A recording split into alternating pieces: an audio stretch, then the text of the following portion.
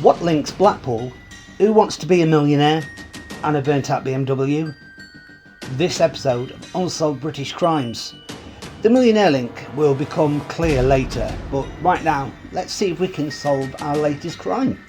When we think of Blackpool, we think of the Pleasure Beach and rock. The last thing we think of is gang wars and murder. But in March 1999, Alan Rosser, a Blackpool mechanic with a love of modding scooters, had a very lucky escape. He'd been kidnapped from where he worked by a gang of 10 men and brutally beaten with iron bars and dumped at the side of the M55. It was believed to be the outcome of violent gangland feuds, and Alan was lucky enough to walk away with just a few cuts and bruises on that occasion. But just 8 months later, on November 12th at around 6:30 p.m, the motorcycle enthusiast was found collapsed outside his garage, Imperial Engineering, on Back Eve Street, with a gunshot wound to the head. He had been shot at close range. Shortly after, the sound of men fighting had been heard in the area. He was taken to Blackpool Victoria Hospital and then on to Royal Preston Hospital, where he sadly passed away through his injuries the following day. After the a man wearing a black bomber jacket and a woolly hat was seen running from Egerton Road to Coshalton Road towards Sherburn Road in Blackpool before disappearing. A 75-strong police squad handed out artists' impressions of the man. White, thin, gaunt-faced and aged between 25 and 35 years old, standing at 6'2", in the hope of tracing him following door-to-door inquiries. An investigating officer said at the time, "It may be that this man has nothing to do with the murder, in which case we'd urge him to come forward so we can eliminate him from our inquiries." More than 4,000 leaflets were handed out and a roadside checkpoint was set up, but the identity of the man still remains a mystery. During his life, Alan Rosser was no master criminal, having racked up only a few motoring offences and a minor conviction for reckless possession. But during their investigation, Lancashire police formed the belief that he may have become involved in low-level drug trafficking. Sergeant Gooch said, "We've had a lot of information about his connections, his business dealings and his social life. We know he used to travel all over the north of England and Midlands visiting clubs where he seemed to be well known to the DJs and the door staff in Sheffield, Birmingham, Wolverhampton and Manchester." In December 1999, 4 men were tried for the kidnapping of Alan Rosser at Carlisle Crown Court, and 3 were convicted. The motive for the crime was apparently money. £40,000 worth of equipment was stolen from Alan's garage. Investigators believed Alan owed a considerable sum of money, possibly to his underworld connections. A 4th man, Jason Gillard, a known gangland boss, was found not guilty due to a lack of evidence. In May 2003, he was given an 8-year jail term for extortion. Following the trial, it emerged that Gillard had possible links to not only Alan Rosser, but another garage owner, Roger Ormsby, who had been shot at the wheel of his BMW in Moss Side in January 2000.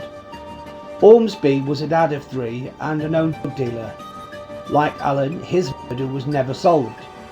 Mystery remains 25 years on. The latest activity in the Rosser murder case dates back to March 2000, when a man was arrested in the Whitefield of Manchester and questioned and later released without charge.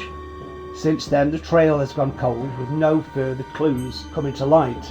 A Lancashire police spokesman said the case is still open, but there's no update at this time. Described by one senior cop as psychopaths who shoot for fun, they were suspected of gunning down an opposite gang leader, Kevin Lewis.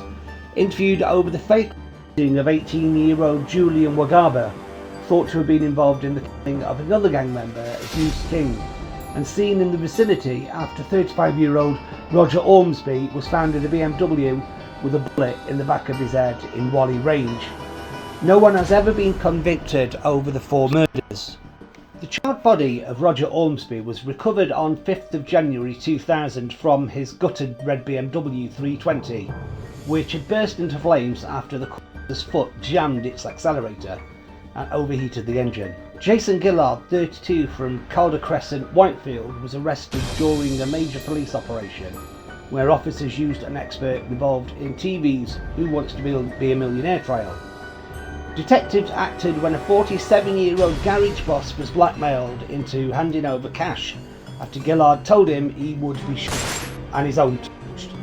The victim, known as Mr. X, was so frightened he initially handed over £1,000, but after further threats were made by Gillard to hand over a further £2,000, he contacted the police.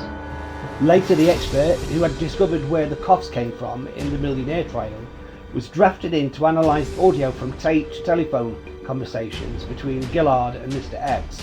On the Friday, after Gillard was convicted of 2 counts of blackmail and branded a dangerous and manipulative man by a judge, it emerged that he had strong links with the victims of 2 fatal deaths, both of which remain unsolved. In November 1999, when garage boss Alan Rosser, 34, was shot at his garage in Blackpool, 8 months after being subjected to a kidnap in which he was beaten with an iron bar and dumped at the side of the M55, Gillard was charged with leading the 10-man kidnap gang, but was acquitted of kidnap and robbery at Carlisle Crown Court. After the murder, detectives investigated a theory that Rosser was involved in trafficking, but no one has been convicted of the kidnapping. Gillard was also a close friend of shady businessman Roger Ormsby, 35, who was shot at the wheel of his BMW. Ormsby ran several businesses, including a garage, and was known to police for offences. No one had been convicted of his killing. The jury at Minshull Street Crown Court, Manchester, was told that Ormsby was a business associate of blackmail victim Mr. X, who ran a car repair firm in Urmston. Ormsby had bought the victim's £200,000 share of another garage firm in Manchester in 1996 at a knockdown price of £80,000. Mr. X was said to have remembered Gillard as a friend of Ormsby during the bargain deal. Gillard began turning up at Mr. X's Urmston premises demanding cash. Gillard allegedly took him to one side before telling him, "You owe me money." Mr. X said he didn't, but Gillard then allegedly claimed he'd been responsible for a fire at Mr. X's home in Moston in August 1996, after which he subsequently received £8,000 from insurers. The defendant said that if he was not paid, he would cap him, and I think we all know what that means. He was frightened because of his association with Mr. Ormsby. Judge Peter Lakin told Gillard, "Blackmail is a sinister offence and one which causes deep revulsion in ordinary decent people, and in my opinion you are a manipulative and dangerous man." So who exactly Rosser and Ormsby? Because to this day the cases have never been solved. Was it Gillard trying to clean things up and take control of the full business, or was it another gang who wanted to take over the area? The situation with gangs is that it doesn't matter if you catch the top man, because there's always someone ready to step into their shoes at a moment's notice. So do you think you know? Share your thoughts in the comments section, and please like and share this video and subscribe to the channel to know when more content is released.